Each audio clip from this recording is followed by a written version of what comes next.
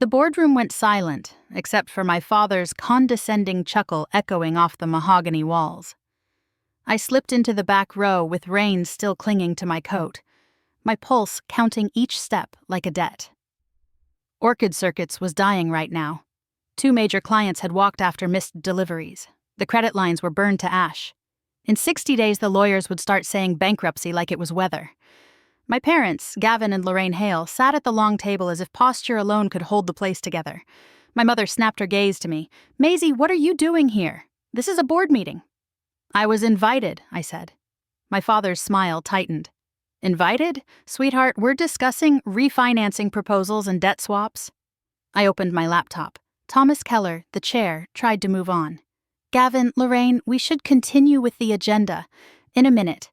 My father leaned toward me. "These discussions are confidential." "I'm aware." I didn't look away.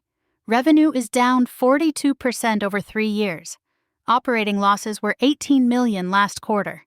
At your burn rate, you have 8 weeks of runway. The room locked up. My mother's cheeks flushed. "Where did you hear those numbers?" "Your preliminary reports," I said. "I reviewed them last week." My father shoved back his chair. "Who leaked that to you?" "No one leaked anything," Thomas said quietly. "She has a right to be here." My father laughed again, small and sure. "Right? Maisie doesn't own shares. She's not on the board." Thomas's voice stayed even. "She owns 47%, Gavin. She's the largest single shareholder." My mother turned toward him. "Say that again." Thomas didn't repeat himself. The words sat between my parents like a live wire. 47? Dad barked. "Impossible. Shares are closely held." "They were," Thomas said. "Employee option pool. A few directors who sold. Arm's length. Properly filed."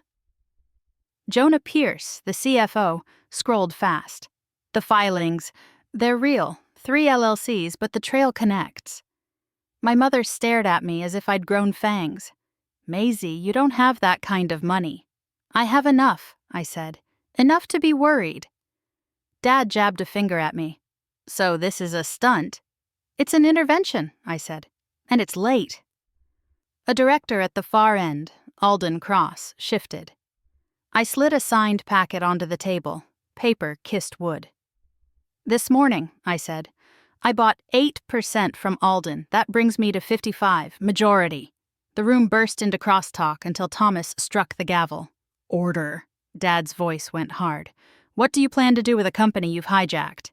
"Keep it alive," I said. "First, we accept the Helix capital infusion you're about to reject." My mother snapped to Thomas. "What infusion?" Thomas pushed a term sheet forward. $200 million, convertible note, capital to retool, restore R&D, and hire operators. "No," Dad said instantly.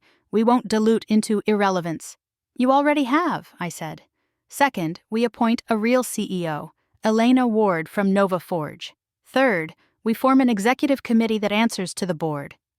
Jonah swallowed. "Cash helps only if orders exist." "I've already been negotiating one," I said. "Asterion Space needs flight-grade boards for their satellite run. They'll sign once we expand capacity." My mother's voice went small. "And us?" "You stay," I said. "You just stop driving."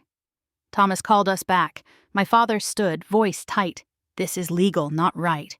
You waited until we were cornered." "I tried to talk," I said. "You laughed." My mother's hands trembled on her folder. "You should have told us." "I did," I said. And that was all the argument I had left. Thomas read the motion. Helix Capital's $200 million, the convertible note, Elena Ward as CEO, an executive committee with real teeth.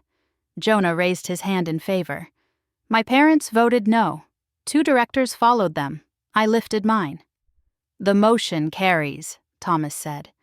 Lorraine's face pinched like she'd swallowed glass. "So we're spectators." "You're founders," I said. "You just don't get to steer off a cliff." They left together, separated by inches of air. In the hall, Thomas murmured, "They'll hire lawyers." "Let them," I said. "Every purchase is disclosed. Every signature is clean." The next morning, Conference B filled with terrified people. I stood in front of them with the term sheet and Asterion Space's letter of intent, contingent on retooling. "This is a rebuild," I said. "Not a funeral, job stay, production changes. You'll get updates weekly, in writing from me and Elena." I introduced Elena and watched shoulders loosen. A slow clap began, then spread, not celebration so much as relief.